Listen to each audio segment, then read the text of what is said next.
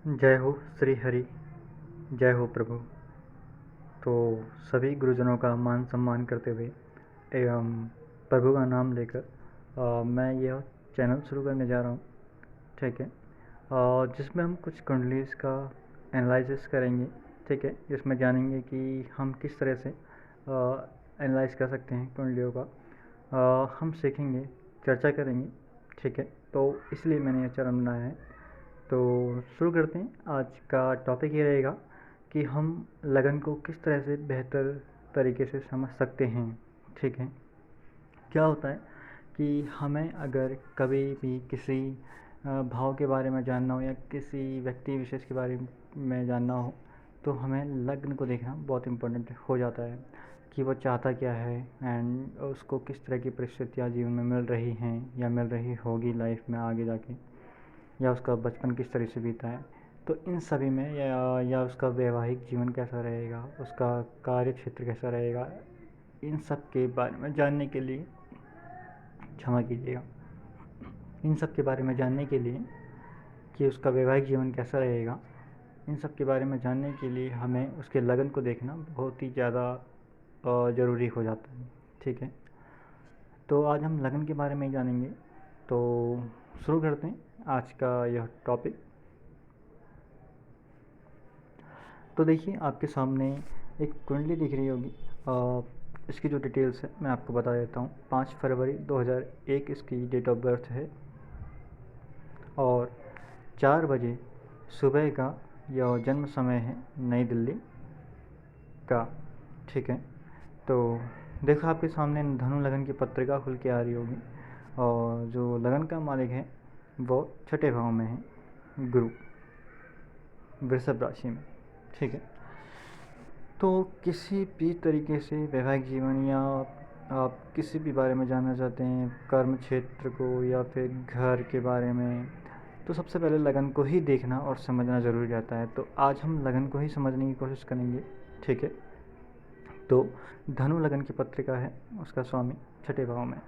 ठीक है, तो लगन को देखते ही पहले पहले क्या समझ में आ रहा है। देखिए, सबसे पहले अगर ध्यान से देखें तो इनके जो सभी ग्रह हैं, ज़्यादातर ग्रह हैं वो पहले भाव से लेकर 7वें ग्रह के बीच में है। ठीक है, मंगल को छोड़कर सभी ग्रह। तो आप देखेंगे कि ऐसे लोगों का जीवन जो बचपना होता है वो काफ़ी अच्छा बीतता है। ठीक है, पर जैसे जैसे लाइफ में आगे बढ़ते हैं तो कठिन समस्याओं का सामना या कठिनाई का सामना करना पड़ता है। ठीक है, क्योंकि सभी ग्रह एक तरफ होके गए हैं, वो भी जीवन के शुरू में। अगर आप देखेंगे तो पहले से 7वें भाव के बीच में। ठीक है, तो अब हम बात करते हैं लगन की। धनु लगन। ठीक है, लगन में ही केतु बैठा है। ठीक है, केतु का बैठना वैसे ज़्यादातर ये दिखाता है कि एक तो शारीरिक जो गठन होगा वो व्यक्ति का लंबा होगा, मतलब कि लंबी कदकाठी का होगा व्यक्ति। ठीक है, लगन में होने से। और जो धनु लगन और जो धनु लगन है, धनु लगन में जो गुरु है, गुरु बैठा है छठे भाव में एक क्रूर ग्रह के साथ। ठीक है, क्रूर ग्रह कौन है? शनि है। शनि कहाँ का स्वामी है? दूसरे भाव और तीसरे भाव का। ठीक है, तो ये जो शनि देव महाराज हैं, ये धनु लगन की पत्रिका के लिए कोई विशेष योग कारक नहीं है। ठीक है, क्योंकि ये कोई अच्छे भाव के स्वामी, ये यूँ कह लीजिए नवम पंचम या फिर केंद्र अधिपति नहीं है। ठीक है, तो ये एक द्वितीय भाव के स्वामी और तृतीयेश हैं। ठीक है, तो अब एक चीज़ और ध्यान देने की ज़रूरत है कि ये जो जातिका है, इसकी जो गुरु जो है, लग्नेश जो है, वो दूसरे नंबर की राशि में गया है। दूसरी जो राशि है वो किसको दिखाती है? वो दिखाती है धन को, राइट। तो अर्थ को यहाँ पे दिखाती है। ठीक है। और अगर आप ध्यान से देखें तो शनि जो कि गुरु के साथ बैठा है वह भी डिग्री वाइज भी काफ़ी क्लोज है, क्योंकि यहाँ पर गुरु बैठा है 7 डिग्री का और शनिदेव बैठे हैं 0 डिग्री का, तो ज़्यादा डिफरेंस नहीं है, 7 डिग्री का है। ठीक है। तो शनि कहाँ का लॉर्ड है? यहाँ पर दूसरे भाव का भी है। तो अगर आप देखेंगे, पहले तो जो गुरु है वह खुद भी एक दूसरे भाव का कारक है और दूसरी ही राशि में बैठा है जो कि धन को दिखाती है। और शनि जो यहाँ पे दूसरे भाव का स्वामी होकर गुरु के साथ बैठा है वह भी धन को दिखाता है। ठीक है। तो ये सभी क्या चीज़ को दिखा रहे हैं कि जो जातक का प्रयत्न रहेगा वो जीवन में धन कमाने की ओर ज़्यादा रहेगा। ठीक है। हाँ, और अगर आप आगे देखें कि यहाँ पे मंगल की दृष्टि आ रही है गुरु के ऊपर। ठीक है। मंगल जो कि 0 डिग्री का है।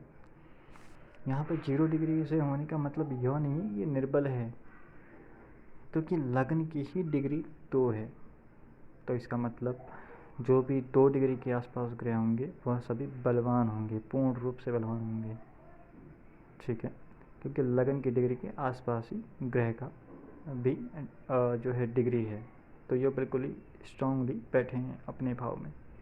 ठीक है। तो मंगल का भी पूर्ण दृष्टि है गुरु के ऊपर। ठीक है जी। तो जैसा कि मैंने बताया, जो जातिका का पूर्ण प्रयास रहेगा कि वह धन को बचाए या धन के लिए प्रयत्नशील रहे, अर्थ को कमाने के लिए। ठीक है। अब अगर आप देखें कि इस पत्रिका में भाग्य भाव का स्वामी कौन बनता है? सूर्य, वह भी धन भाव में बैठा है। ठीक है। तो ये सब क्या दिखा रहे हैं? ये सब यही दिखा रहे हैं कि धन को कमाने के लिए जो जातिका है वो लगातार प्रयत्नशील रहेगा। और भाग्य भाव का स्वामी जो कि एक बहुत ही बलवान ग्रह माना जाता है, वह खुद भी द्वितीय भाव में बैठा है। ठीक है। अब इसी तरीके से अगर हम बात करें, इसको कंफर्म करने के लिए हम चंद्र कुंडली भी यहाँ पे देखेंगे। तो ये आपके सामने चंद्र कुंडली जो है वो आई है, आप इसे देख सकते हैं। यहाँ पर भी अगर आप देखें तो दूसरे भाव का स्वामी वो लग्न में बैठा है। तो यहाँ पर फिर वही चीज़ दोहराई जा रही है कि जो द्वितीय से वो लग्न में आके बैठा है। ठीक है। तो अर्थ को कमाने का बहुत ही प्रयास रहेगा जातिका के अपने जीवन में। ठीक है जी। तो इस तरह से हम एक मेन मोटिव को समझ सकते हैं कि जातक या जातिका का प्रयास क्या रहेगा और कैसा रहेगा। यहाँ पर शनि का जो शनि का प्रभाव रहेगा वो गुरु के ऊपर जो है वो क्या दिखाता है कि मुश्किलों का सामना भी करना पड़ेगा यहाँ पे। ठीक है। और धन मिलेगा भी, जातक या जातिका धन को कमाएगा अपने जीवन में। ठीक है। शनि हालांकि गुरु का मित्र नहीं है, एक सम है। ठीक है। लेकिन एक क्रूर ग्रह है और यहाँ पर क्या है कि वह इसको पाने के लिए प्रयत्नशील रहेगा और प्रयत्न करेगा। और वैसे अगर आप देखें तो कालपुरुष की कुंडली में एक भाग्य भाव का स्वामी है और एक कर्मेश बनता है या लाभेश है। ठीक है। वैसे इन दोनों की जो एक युति है वो अच्छी मानी जाती है दक्षिण भारत में भी। ठीक है। क्योंकि शनि और गुरु दोनों ही एक भाग्येश और कर्मेश बनते हैं, तो इनका एक साथ होना अच्छा माना जाता है। ठीक है। और जो लग्नेश है छठे भाव में जो बैठा है, इसका प्रभाव लगभग यही बना रहेगा कि हमेशा प्रयत्नशील रहना है।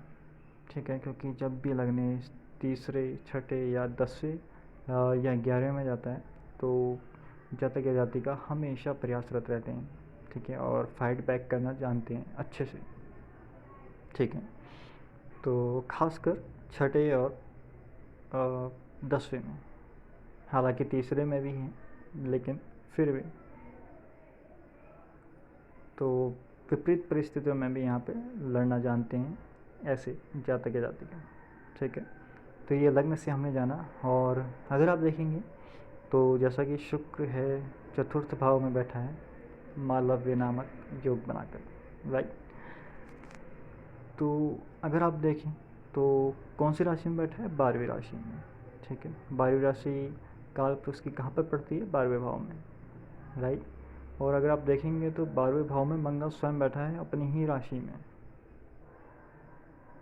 तो आप समझे, इसका मतलब ये हुआ कि यह जातक जातिका भोग या उपभोग के बीच भी ज़रूर इसके प्रयत्न रहेंगे कि भोग विलासिता की चीज़ों में किसी न किस तरह से प्रयत्न करते रहे। मतलब जो कमाना है वो अपने ऊपर खर्च भी करना है। तो ये इस तरीके से आप देख सकते हैं। तो शुक्र का बलवान होना पत्रिका में यह दिखाता है कि भोग की चीज़ों को आनंद लें। और 12वां भाव वैसे भी हम भोग को भी देखते हैं इससे। तो यहाँ पर भी मंगल स्वयं बैठा है अपने ही भाव में मजबूत होकर, राइट। तो यह भी इस प्रयत्न को दिखाता है कि लगातार भोग के लिए प्रयत्न करते रहना है। ठीक है। तो हमने समझा कि लग्न कैसे देख सकते हैं और साथ में कुंडली को किस तरह से एनालाइज कर सकते हैं। सिर्फ अभी हमने लग्न की बात करी है और जातक या जातिका का स्वभाव समझने की कोशिश करी है, राइट। तो इसी तरीके से हम आगे और भी कुंडलियों को देखते रहेंगे। आपको अगर लगता है कि आप भी हमारे साथ इस चर्चा में जुड़ना चाहते हैं, या आपको लगता है कि आपके साथ भी कुछ तो अगर आपको भी लगता है कि आप भी इस चर्चा में जुड़ना चाहते हैं या कुछ कुंडली एनालाइज करवाना चाहते हैं, करना चाहते हैं साथ में, मैं ये नहीं कहता कि मैं कुंडली एनालाइज करूँगा, हम मिलकर करेंगे। ठीक है। जो मुझे समझ में आता है वो मैं अपनी तरफ से कहूँगा और आपको जो समझ में आता है आप अपना भी मत रख सकते हैं। ठीक है। तो इस तरह से हम डिस्कस कर सकते हैं। अगर आप कहें तो आप मुझे स्क्रीन पर आ रहे नंबर पर कांटेक्ट कर सकते हैं। ठीक है। किसी भी समय पर व्हाट्सएप कर सकते हैं, व्हाट्सएप में ज़रूर देख लूँगा। तो फिर मिलते हैं किसी नई वीडियो में किसी नए टॉपिक के साथ। ठीक है। इसी तरीके से कुछ पत्रिकाएं रहेंगी, उसमें हम लग्न को या फिर दशम भाव को या फिर और भी जो भाव हैं उनको समझने की कोशिश करेंगे। और हो सकता है हम अगली बार वर्ग कुंडलियों के साथ करें। ठीक है। जैसे 9 मांश 10 मांश। ठीक है। तो आज के लिए इतना ही। जय हो श्री हरि, जय हो प्रभु।